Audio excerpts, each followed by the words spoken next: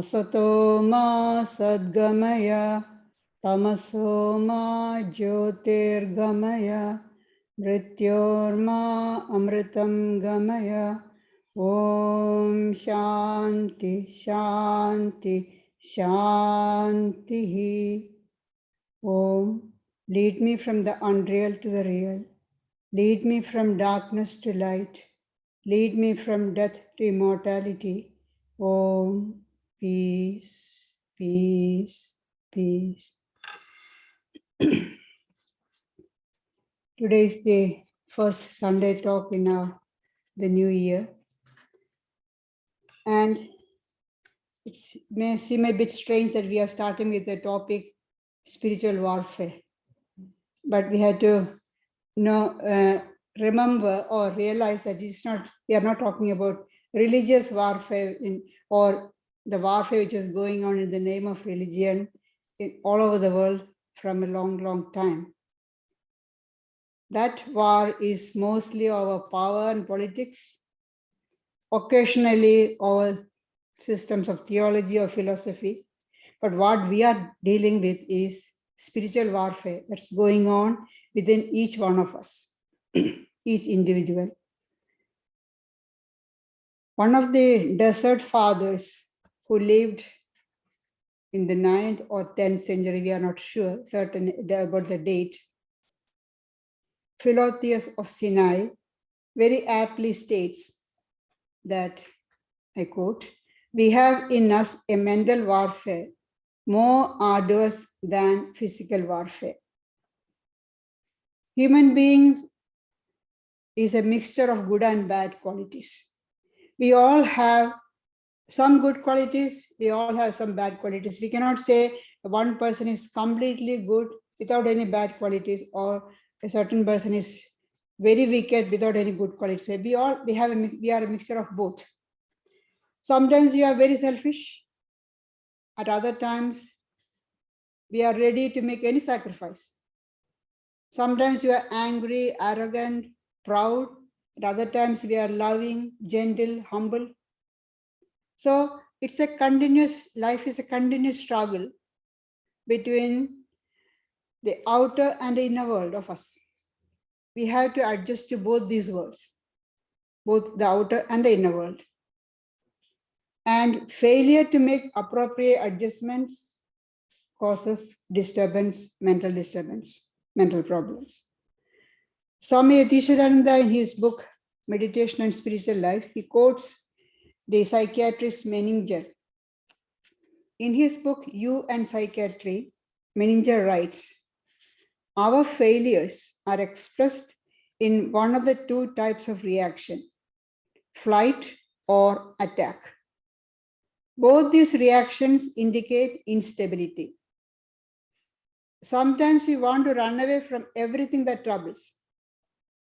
Self-induced sickness and drunkenness are such expressions of flight. Many times, the doctors are not able to diagnose any physical illness because it is a self-induced illness, just to avoid the problems. So that's why he says self-induced sickness and drunkenness, taking the alcohol or drugs, are such expressions of flight. Want to fly away, run away from problems. If they are not cured, personality degenerates. The attack reaction, if properly directed, may bring readjustment, resulting in more or less complete poise. Through the right kind of fighting spirit, learning to fight enemies within, we may attain a measure of poise and peace. Enemies within. The enemy is not outside. The enemy is within us. So we have to be very alert. However, what the psychiatrist is talking about, poise and stability on the psychological level, and that is not enough or sufficient when you look at from the spiritual standpoint. The Kathopanishad points out that every one of us is faced with two types of ideals to choose from. The Shreyas, or the good, and Preya, the pleasant. The good refers to the spiritual path, and the pleasant, the path of worldly enjoyment. We have got the choice. It's up to us what we choose. We want to go along the path of the good, that is Shreyas, spiritual path, or prayer, pleasant, the path of worldly enjoyment. And it goes on to say, the Upanishad continues saying, the wise person chooses the spiritual path, not because it is easy, but that is the one leads to eternal peace, to reach the goals of eternal peace and happiness. We have to choose the spiritual path. And everybody loves to have peace and happiness. Nobody is keen not to have peace and happiness. We all want peace and happiness. So we would imagine that people will be choosing the path of Shreyas, the good. But in reality, it is not so. Very few people choose the path, the spiritual path. In the Bhagavad Gita, Sri Krishna says, Manushyanam sahasreshu kaschit yadati siddhaye. Among thousands of people, perhaps one may strive for this higher goal. And among thousands of such striving souls, perhaps one may attain success. So it's not easy. We think that, oh, spiritual life, oh, it's so easy. You just have to sit for meditation, sit with eyes closed. Not meditation means what? Sit with eyes closed, morning and evening for 10 minutes, that's it. But Shri Krishna says, no, it's not so easy. Among thousands and thousands of people, among them one may strive. And among thousands such of striving souls, perhaps one may attain freedom or the goal. So why is it only so few reach the goal? Why is it so difficult? Why is success in spiritual life so rare? In ordinary life, in the worldly life, we can attain success by any means. With a hook or crook, we attain success, but not so in spiritual life. There is no shortcut. It's a long, arduous journey. So it needs great patience, perseverance, purity, alertness, and caution. One may desire to take the Shreyas, the good, the spiritual path. But as Shankaracharya wants in his commentary, the good and the pleasant approach man as though they are intermixed. We said, the Upanishad said there is the two paths, the good and the pleasant. And if you choose the good, you go along the spiritual path. So we want to choose the good.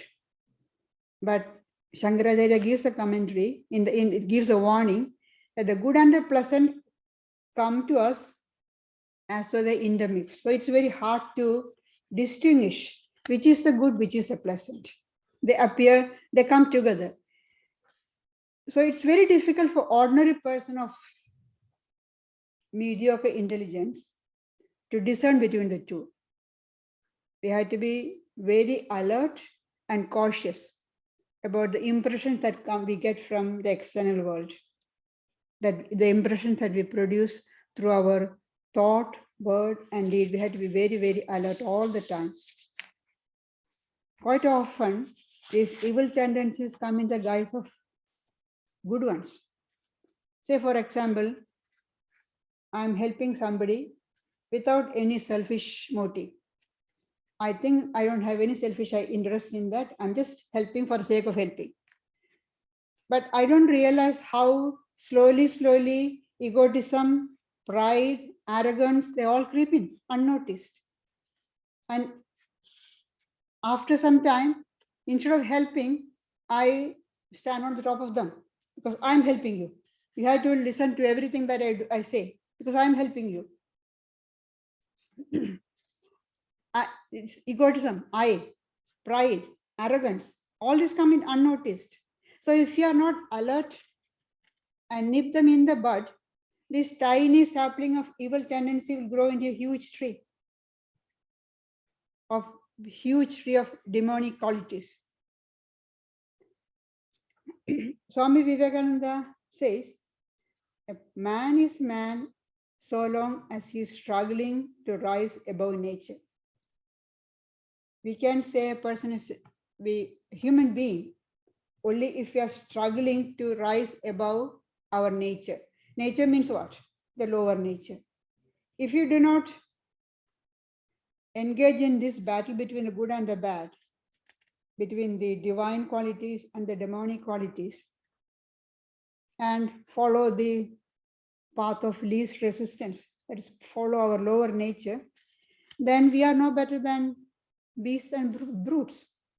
We have got a physical form, a body, but in our inner nature, we are no better than an animal.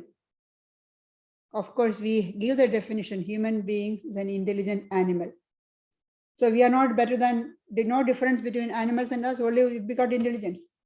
Only if we strive to rise above the nature, then we are fit to be called human beings. We may be successful in every way from the worldly point of view, but if we don't have control over our lower nature, we are no better than animals. Now, if you want to win a battle, you should know who the enemy is, what are their strengths, what are their weakness, what are their strategies they are using. All this we have to have. Any war, the leaders should be taking into account all these things. So it's whether it's a physical war or a spiritual war, it's just the strategies are same. We have to know who is the enemy, what are their powers, what are the strategies, where they are hiding. All this we should know. The great teachers who had waged this spiritual war and came out victorious have identified 6 enemies, not just one enemy, 6 enemies they have identified for us in our internal battle. They are kama, that is lust or desire, krodha, anger, lobha, greed, moha, delusion, mada, pride, matsarya, jealousy. Now, if you look at the list, enemy number 1 is kama, desire, excessive desire, not just desire, excessive desire, uncontrolled desire or craving. That is number 1 enemy, because from that comes all the others, or this one leads to all the other enemies. For example, if that excessive desire is obstructed, somebody stands in the way of my fulfilling the desire, I get angry with the person. So desire leads to anger. And often we say anger is temporary insanity. In the fit of anger, people do commit crime, which in ordinary state of mind they won't do. All starting from desire. Again, when taken to extreme, that desire becomes greed. I want to possess. I want to possess all the wealth. If by any means, when the desire to possess becomes too much, then I don't mind using underhand way to get the wealth. So it becomes greed. That we see in the world around us. We look at a world, we see this all the time. That is why all this starts from kama, desire. So kama is mentioned as the number 1 enemy. Buddha in his noble truths put suffering is as the number 1, the life is suffering. That's the first noble truth. And the second noble truth, the cause of suffering is desire. Tanha, excessive craving, is the root of all suffering. And Sri Krishna in the Bhagavad Gita compares desire to unquenchable fire. It's a huge forest fire which he cannot put out. Dushpurena Anala. And all the crime and violence in the world is just because of this excessive desire. Swami Ranganathananda, in his commentary on this particular verse in the 3rd chapter of the Gita, he says, human needs we can satisfy. Human greed we cannot satisfy. In this world, there are enough resources to satisfy the needs of all human beings, but not their greed. If greed operates in the society, millions of people will have to go without elementary needs that we see in this world now. Because of few people's greed, so many people don't have basic necessities. Look at the vaccine with the COVID vaccine. Because of the greed of some pharmaceutical companies, poor nations are not having vaccine. They are not able to access the vaccine because of the greed of some companies.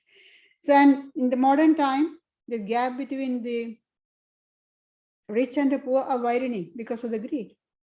A few rich are becoming richer and majority of the poor are becoming poorer. All because of this excessive desire. Now, why don't we fulfill the desire and get rid of it? Oh yes, I can fulfill the desire and that will finish one with off. Well, that's not so easy. We may think that we can eliminate desire by fulfilling them. You fulfill one desire, immediately 10 crops up. Even before the one is fulfilled, the next second another one comes. That's why Sri Krishna compares it to an unquenchable desire. There's an interesting story given in the Mahabharata. There was a king called by name Yayati. Now, he, in the prime of his youth, because of the curse of a sage, he suddenly became old. Now, the desire for enjoyment is still very strong in him. But the body has become old. What to do? He had 4 children, 4 sons. He asked them whether they are ready to exchange, any one of them is ready to exchange his youth with the father's old age. The first 3 sons said, no, we want to enjoy. Why should we take your old age? We want to enjoy the pleasures of the world. But the youngest son was ready. You can take my youth, I'll take your old age, so you can enjoy. So the father, Yayati, took the exchange, his old age with the son's youth, and again enjoyed the pleasures of the world, all the sense pleasures. And in due course, over the years, again he became old. But he found that his desire for enjoyment is still strong, hasn't fulfilled. So, but by then, a bit of intelligence wisdom has arose in his mind. And he made this famous statement, Najatu kama kamana upabhogena shamyati havisha krishna varmena bhuya evabhivartade. Desires cannot be satiated by fulfilling them. They only increase like fire into which clarified butter is poured. To put out fire, you are pouring clarified butter, ghee. So instead of quenching the fire, it will burn all the more. The desires, fulfilling the desires to get rid of them is just like that. This is just not some ancient idea given in some epic. There was a Hoover Committee Commission appointed after the Second World War to find in the recent. Recent means when it was recent in the Second World War, in maybe 47 or 46 or 47 or 48. Recent economic trends in the United States. So when the report came, the commission's report, it says, this study has revealed that human desires are endless. That's the first sentence of the report. Swami Raghunatha quotes this one. And then he says, the second sentence is, there are no new desires which will not give way to newer desires as soon as they are satisfied. There are no new desires which will not give way to newer desires as soon as they are satisfied. This is the same thing that Yayati said in ancient time. Why you cannot get rid of desires by fulfilling them. So what to do then? We have to learn to manage, how to control them, how to direct them properly.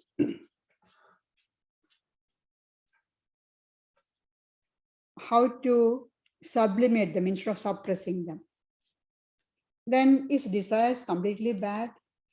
When you say you fulfill one desire, 10 desires come, and desire leads to all these other enemies. No, desire by itself is not bad. Desire is the cause of all action. If there is no desire, there won't be any action. We won't be doing anything if there is no desire. Desire, well controlled and disciplined by righteousness, is necessary for us to lead the life. For every action, we need the desire, but it has to be well disciplined, well controlled. In the 7th chapter of the Gita, Sri Krishna identifies himself with well disciplined desire. He says, Dharma viruddho bhuteshu kamosmi. I am that desire which is unopposed to righteousness. I am the desire in beings which is unopposed to righteousness.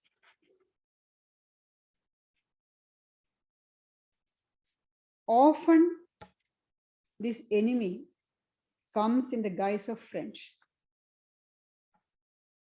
Just like in the warfare, we see the spies. When the spy often comes as a very, patriot, great patriot. So that we trust them, but he's a traitor, spy coming to collect intelligence. So in the same way, here also, in the spiritual battle also, often the enemy comes in the guise of friend. Spiritually ignorant people, whom the Upanishad calls them bala, children, or mutha, fools, they look upon desire as a helpful friend. They think, oh, it's a friend. But when they get a blow or a setback, for a short time, it's recognized or realized as enemy, a destructive force. But such feelings are very short-lived. They disappear quickly. And once again, we think that desire is a welcome friend. But the wise person always looks upon desire as an enemy, whether under the influence of excessive desire, or while keeping the excessive desire at a distance, in whatever be the condition. Always the wise person looks upon excessive desire, karma, as a dreadful enemy. So Sri Krishna says, this karma, excessive desire that covers the knowledge, is a constant foe of the wise people. Not just once, it's a constant foe. You have to be always an enemy. In our normal mood, we may follow the laws of the society, following all the rules and the moral values. But when excessive craving or desires arises, and if it is unchecked, then it leads to many problems. And often we wonder, such an intelligent person, why did he or she behave in that way or do this thing, terrible thing? Because under the control of that excessive desire. So Krishna says it's a constant foe. We have to be always on the guard. One should never lower the guard or vigilance, thinking that, oh, I have advanced quite a bit in spiritual life, I'm quite safe. No, you are never safe. Until you reach God realization or self-realization, one is never safe on the spiritual path. So Katha Upanishad says, Shurasya dhara nisita durateya. This path, the spiritual path, is sharp like the razor's edge. Any moment you may be cut to pieces. You have to be extremely cautious and vigilant, alert, always alert. Now, once the enemy is identified, now we know who the enemy are. Enemy, we have got 6 of them, starting with desire, anger, greed, goes on. Now we have identified. Now we should know where they are hiding. That's the next term. Only then we can flush them out and attack them and kill them.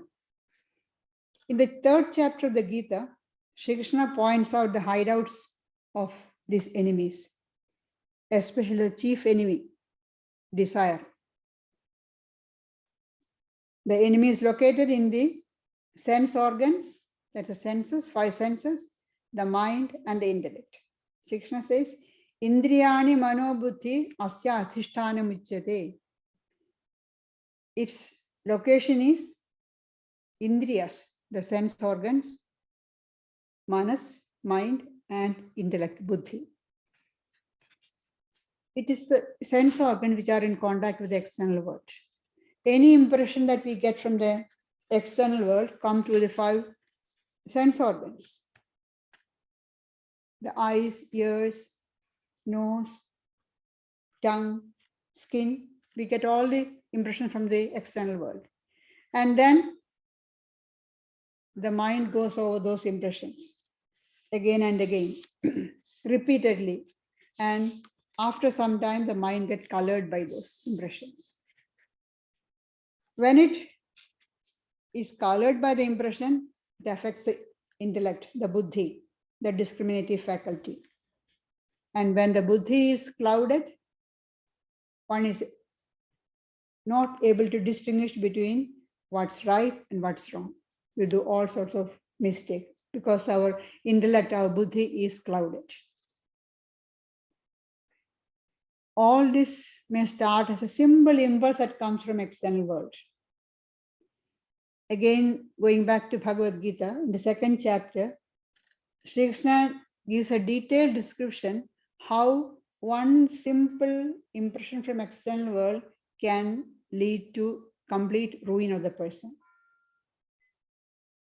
Dhyayado Vishyan Pumsa Sangaste Shupajayate Sangat Sanjayate Kama Kamat Krodhobhi Jayate Krodhat Bhavati Sammohat Sammoha Smriti Vibhrama Smriti Pramsat Buddhi Nasho Buddhi Nashat Pranashyati.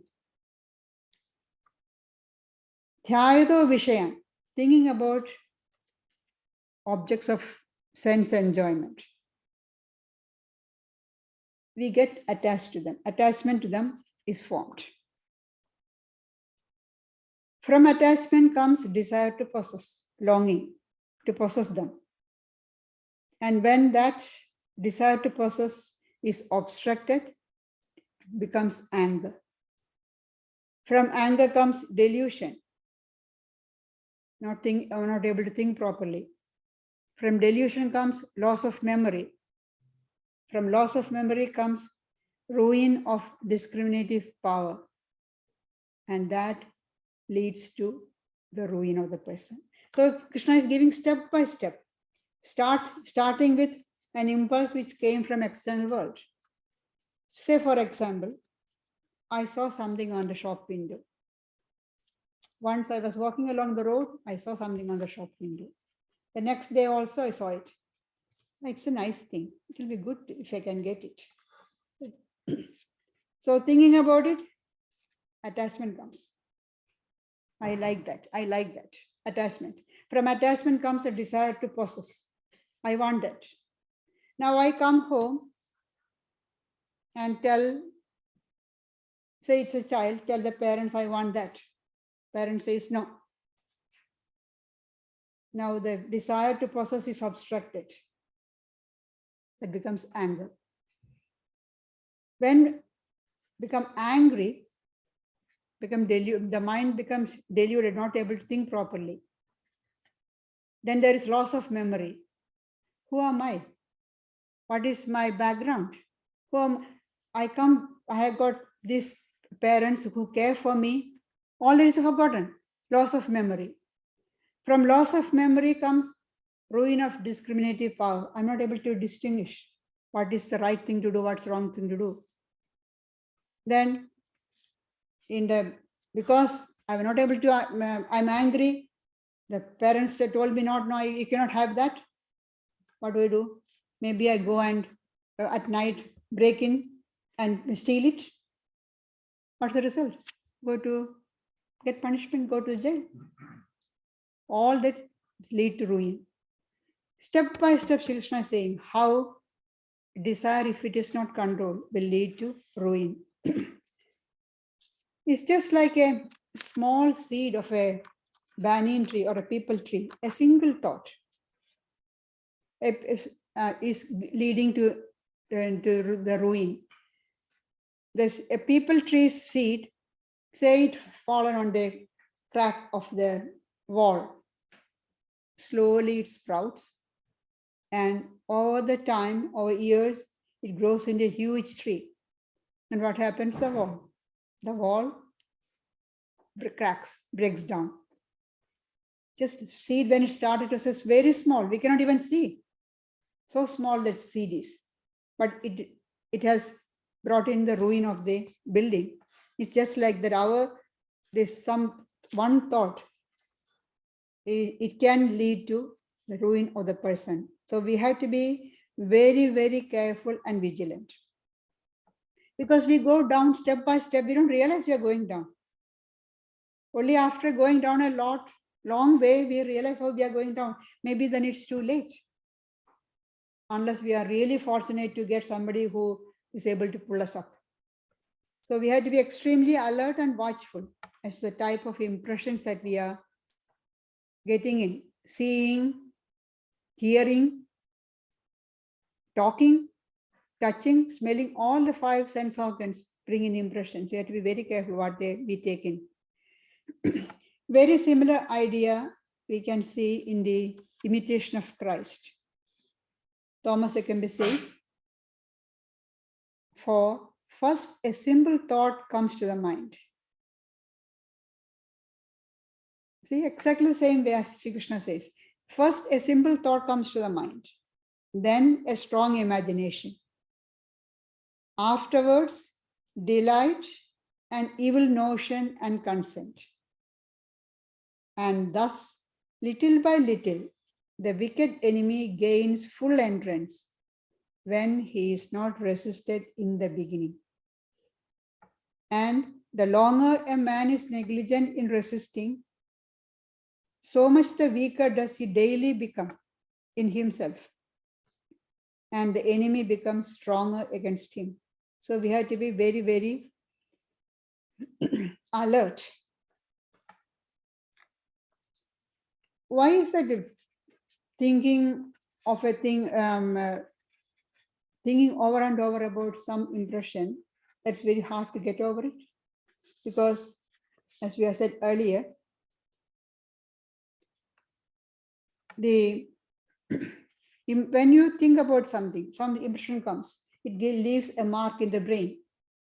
And when you think about it again, when you see that again, the impression comes again, that mark becomes deeper and deeper and deeper. And then it becomes very hard to remove that. So we will be able to think only in that way, what they call neural pathways. It's very hard to get out of it and change. It's not impossible. It is possible, but it's hard. So easier to stop the impressions from coming in. So we need to stop the enemy at the entry point itself.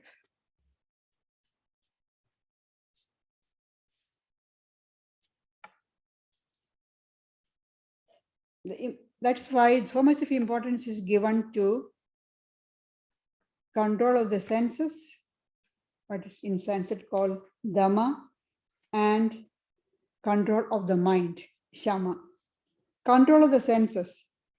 So control them from bringing in the impressions from the external world.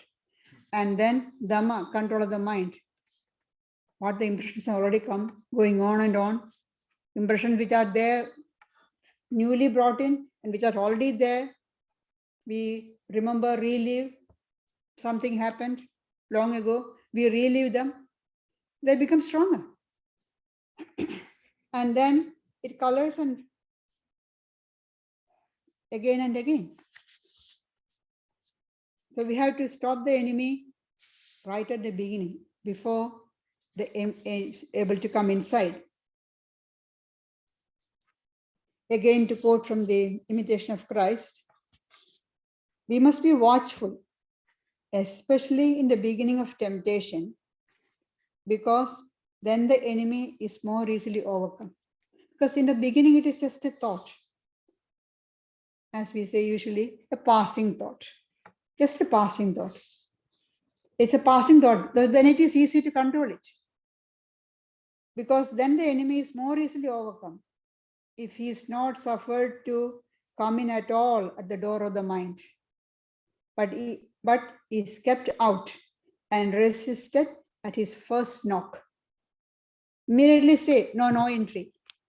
Stop the impression, enemy from coming inside, the desire from coming inside. Then it is easy, because it hasn't become strong. In the chariot imagery given in the Katha Upanishad, the senses or the sense organs are compared to the horses. The mind is the rein which controls the horses, and the intellect, buddhi, is the driver or the charioteer. Now, the driver has to be alert.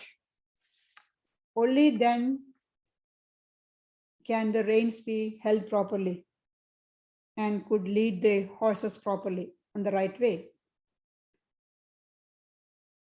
And we are asked to train the mind, control it, and train the sense organs in the right way, not suppress them. Suppressing is not the way. People often think that, controlling the senses, we have to suppress the sense organs, do some austerities. That's often the idea. Doing prolonged fasting, or keeping vigil, or even doing physical violence to the body, thinking that that way they will be able to control the senses. It is like starving the horse to make it weak. If the horses become weak, how can the journey be comfortable? The horse has to be strong. Only then the journey is comfortable. The horses has to be strong, but under the control of the driver.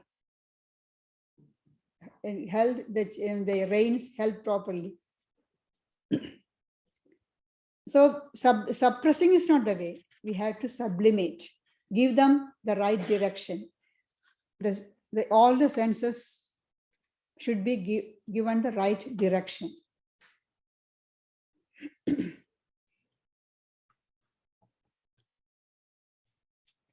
Then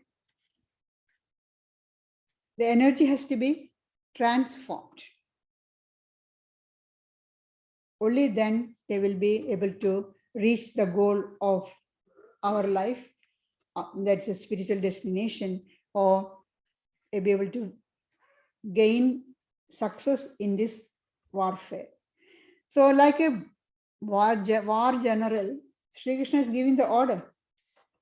Tasmatvam indriyanyadav niyamya bharadashrabha papmanam prajahihyanam jnana vijnana nashanam. Therefore, controlling the senses as the first step, kill this sinful factor, the destroyer of knowledge and realization. He's giving the order, kill them. Or we say Sri Krishna is asking us to kill. Yes, kill the enemy. Who is the enemy? This unsatiable desire.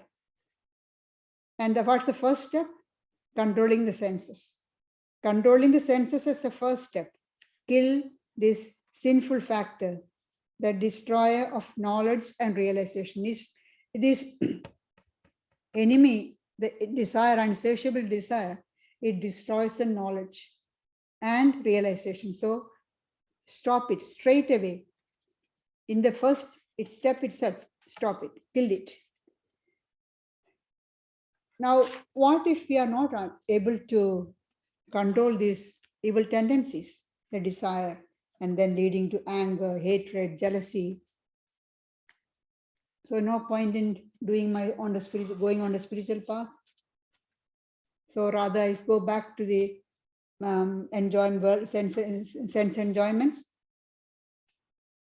or say I have tried, but I have failed. As again, Arjuna asked the question to Sri Krishna, what happens if a person has tried and failed to attain the goal? Everything is lost? Sri Krishna says, no, not lost. Whatever you had gained is there, but you'll continue in the next life. The teachers reassure us. There is no need to feel depressed. Continue with the spiritual disciplines. Whatever we have done now, continue with patience and perseverance. Go on doing the spiritual practices, what we have been told by our teachers. Then you are sure to succeed in the end. Now, what are the defense mechanisms in this warfare? How we have to strengthen the defenses and gain victory?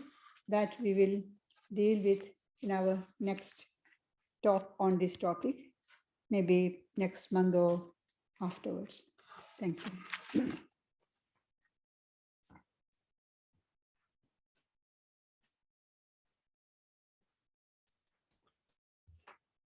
Just a few announcements before we conclude with listening to a guided meditation by Pravrajika Ajayaprana Mataji. And mentioning her, many of you knew her. She started the center. And a book has come out recently, Pravrajika Ajayaprana, The Guiding Light. And it's a collection of reminiscences of monastics and devotees, both in Australia and India. There's over 500 pages here of material. So you're most welcome to have a look at that afterwards. With our activities that have now all recommenced after our recess, we've got this Friday, or this Thursday, we have the weekly yoga class from 10 to 11:15 a.m. This coming Friday, we have the spiritual evening discussion, and starts with some silent meditation here from 7 p.m. and then we have the discussion led by Gayatriprana from 7:30 to about 8:45. Of course, you can also join via Zoom. And next Sunday, Gayatriprana will be giving the monthly talk on the Gospel of Sri Ramakrishna, in particular chapter 22, with the interesting title, Advice to an Actor. Sri Ramakrishna meeting with some actors, and it's very nice. I was reading it yesterday. So thank you to all of those who have joined us live via Zoom. We've recorded this. It'll be put up on our YouTube channel a bit later. And now we'll listen to a guided meditation by Mataji.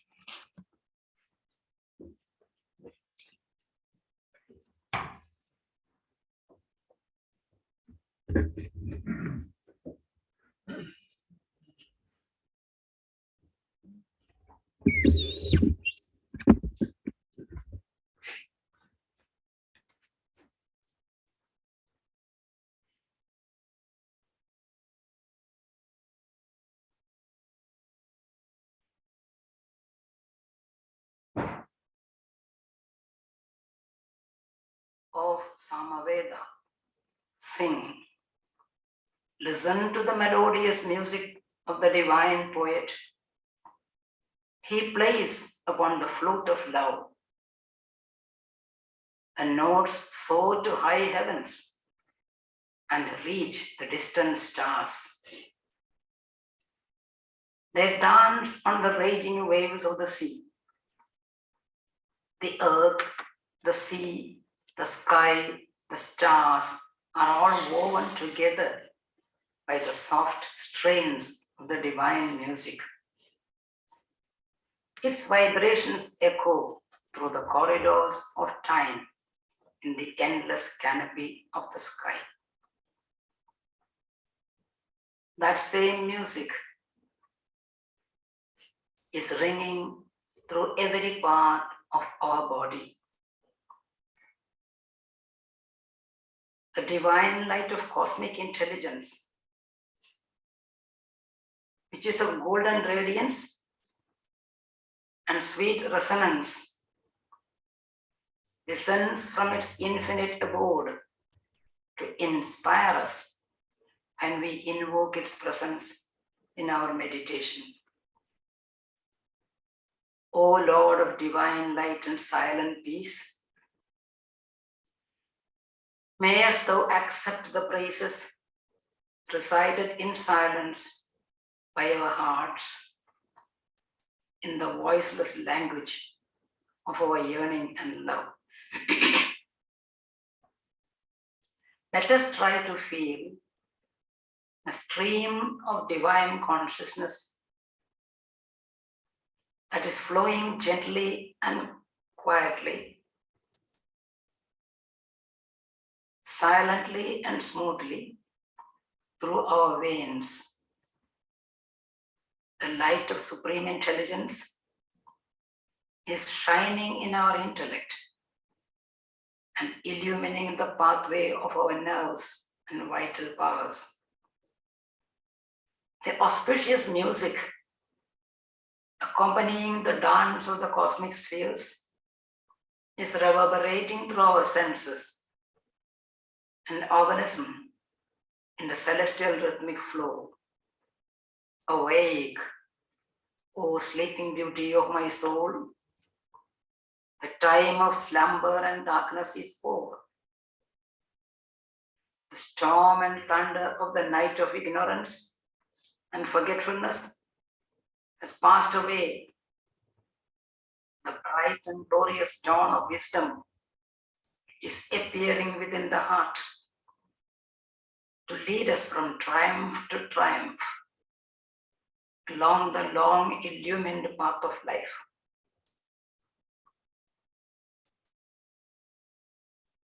Let us tell ourselves, we have reached the safe harbor of our real source, the sweet shores of perpetual purity, the quiet land of undisturbed peace, which is our real home. We had strayed away long and far into the turbulent unrealities of ephemeral pleasures and the dark whirlpools of worldly attractions. Today, in these few moments of quietness, let us try to relax, connect ourselves, and feel the presence of our inner soul.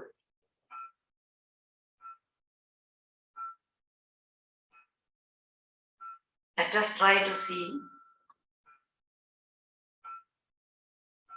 the limitless ocean of the blue waters of the cosmic heart pulsating within us. Look closely. It is there. The large, expansive stretches of the blue waters of the cosmic heart. We are a part and parcel of the cosmos. So the cosmic heart, the limitless expanse of the blue waters are there within our heart. It is resplendent with a silver radiance. See the surface of the water? Shining with a silver radiance because of the presence of divinity hidden inside the heart. Just that. We are not puny little human beings. We carry the infinite cosmic heart within us. The heart that is pulsating within us is in tune with the rhythm of the cosmic heart. Feel the expanse of infinity within and around us. Forget the limitations of the body.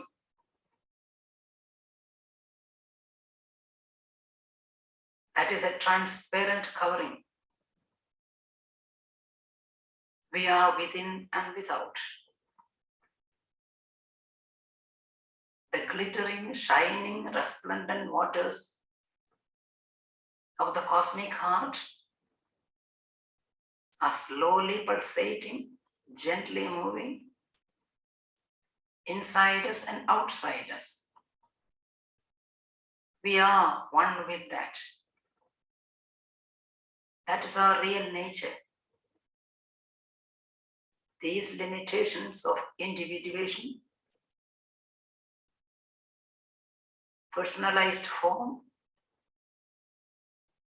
our imagination. We are infinite. Just feel the flow of strength rushing through every part of the body, which can stand as a balance between the infinity inside and the infinity outside. We are revived and renewed with the tremendous energy of infinite divinity. Just let us try to feel ourselves light, not heavy, just floating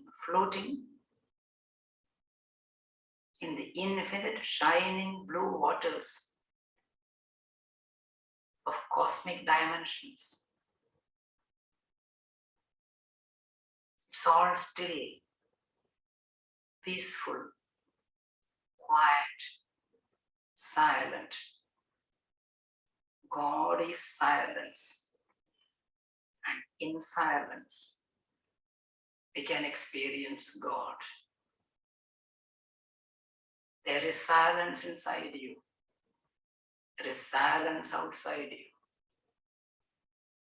Feel the silence. Give up all limitations. We are infinite.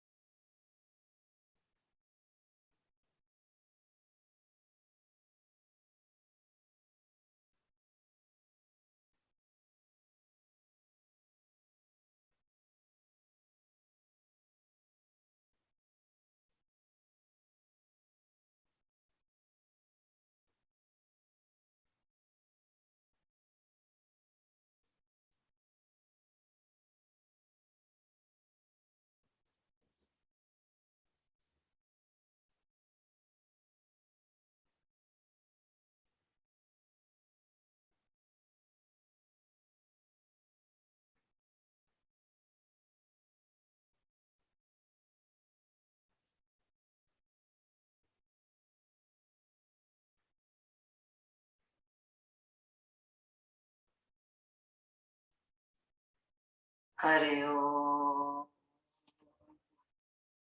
Shanti, Shanti, Shanti. Peace.